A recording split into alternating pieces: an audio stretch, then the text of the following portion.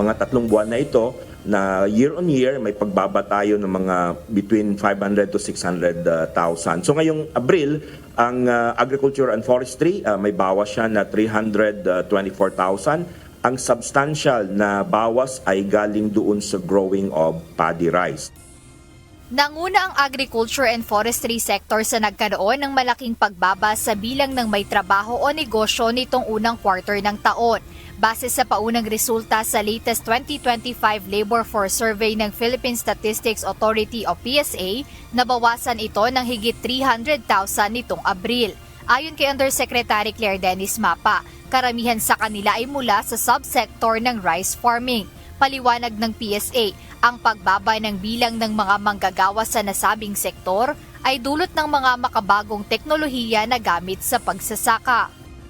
Dalawa ang nakikita namin, anong sinasabi sa amin na factors dito. Una ay yung pag-introduce ng mga machineries, particularly sa pag-harvest. So mas konti na yung manpower na nire-require at ang sinasabi, lumilipat sila sa construction, kaya may mga pagtaas tayo ng construction.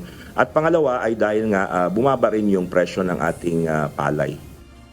Umabot sa 2.06 million ang bilang ng mga Pilipinong walang trabaho nitong Abril 2025. Mas mataas ang datos na ito kumpara sa 1.93 million noong Marso. Nangangahulugan ito ng 4.1% na pagtaas sa unemployment rate sa bansa. Ngunit ayon kay Yusek Mapa, bagamat may pagbaba sa ilang partikular na sektor, tumataas naman aniya ang employment rate sa ibang sektor. Ang kagandahan naman dito, based on our data collection, ay naglipat sila of course sa ibang sector at yun nga, ang isa sa mga sektor na pinuntahan nila ay construction, kung saan may pagtaas tayo ng mga 214,000. So ano naman ito, may pagbawas sa isang sektor, may dagdag naman doon sa ibang sektor. Kaugnay nito, tiniyak ng Department of Labor and Employment o DOLE ang patuloy na pagsusulong ng mga konkretong hakbang upang mapaunlad ang sektor ng paggawa sa bansa.